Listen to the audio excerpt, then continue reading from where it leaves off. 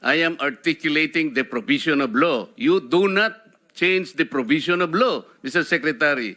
You may be disbarred from doing this. Then, Ang bayan kong Pilipinas, lupain ng ginto. Senator Marcoleta. Thank you, Mr. Chair. Mr. Secretary, a couple of days ago, in the last hearing when you were here, we somehow settled the issue that restitution is not a requisite for an applicant to the WPP. Is that correct? it's not in the law. But sa akin ko kasi, hindi lang po batas na nagdidictate dito. It's also what is morally right, what is expected of us. Yan po kasi, kahit hindi nilagay sa batas, mga given po yan sa ating lipunan. What do you mean by that, Mr. Secretary? Kasi wala nga sa batas yung ano. Wala yung, nga sa batas. Yung Then, anong requirements ilalagay mo sa batas? for admission to the witness protection. Ang restitution is not part of it. Yes, it is not. Oh, pero hindi ho nangangahulugan na hindi namin pwede i-layout yan depending on the case. Mr. Secretary, I am still in the stage where a particular applicant wishes to apply under that program. And there is a process. In the process, restitution is not one of the requisites. Is that correct? Opo, pero if it's in terms of this case being a financial crime, sir, this is a crime against the Mr. Secretary, financial status of the Filipino people, of the Philippine Republic. I think that it's just right. Mr. that we ask. Secretary, are you amending the provision of the No, law? sir. No, sir. But that is how we run the witness protection program. As a lawyer, Mr. Secretary, may I ask you, in a criminal prosecution, the civil liability is impliedly instituted. Is that correct? Of course. Kaya nga eh. Hindi naman nangangahulugan kung sakasakali na natapos na yung criminal prosecution.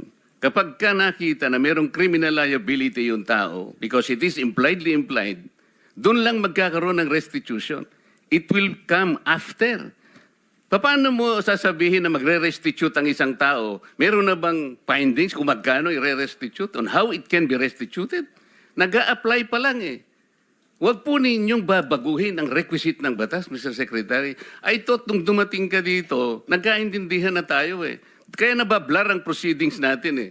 Kaya nga kinote ni, siguro, ang chairman kanina gusto kong ituloy ito. Sinabi niya, nagpa-interview siya, na goodwill and sincerity should be done para itest.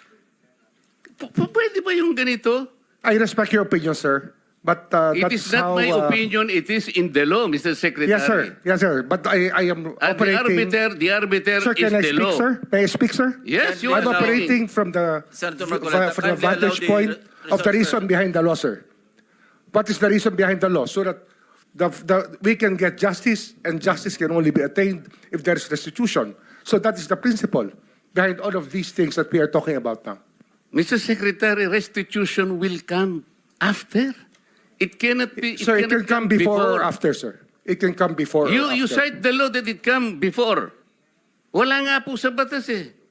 Sir, Huwag po ninyong babaguhin ang batas, Mr. Secretary. we are operating on a unique set of facts, and we are, all of these matters are being evaluated because the gravity of this financial crime cannot be underestimated, and that the more assets that we're able to preserve at the outset, the better for our country, sir. Mr. Secretary, I'm very sorry for such a reasoning like that. Alam mo, nakikinig I'm very ang sorry, buong sir. bansa. Also, sir, I'm very sorry too if you do not agree with me. But I respect your opinion, sir, and we will carry out our job as we deem fit, as we see. Mr. Chair, I said that the I country am not needs. expressing an opinion here. I am articulating the provision of law. You do not change the provision of law, Mr. Secretary. You may be disbarred from doing this. Then it's your opinion, sir. It's your option, sir. Option, sir. Sinabi ko na nga hindi ko opinion dito. I am Then it's your option, articulating sir. the provision of It law. is what you wish to happen. That you may proceed Ikaw ang with what you nagbibigay wish. ng opinion, nilalagay mo yung restitution to test the goodwill of a possible applicant. It is not in the law. Unless you are able to point out the provision of law that it come before. Hindi ganun eh. Sabi mo na nga, and we admitted, impliedly instituted ang civil liability, but this will come eventually after the court has pronounced kung magkano ang ibabalik niya kung meron man, not before. Thank you, Mr. Chair. Are you done, Senator Marcoleta? Thank you. Okay. So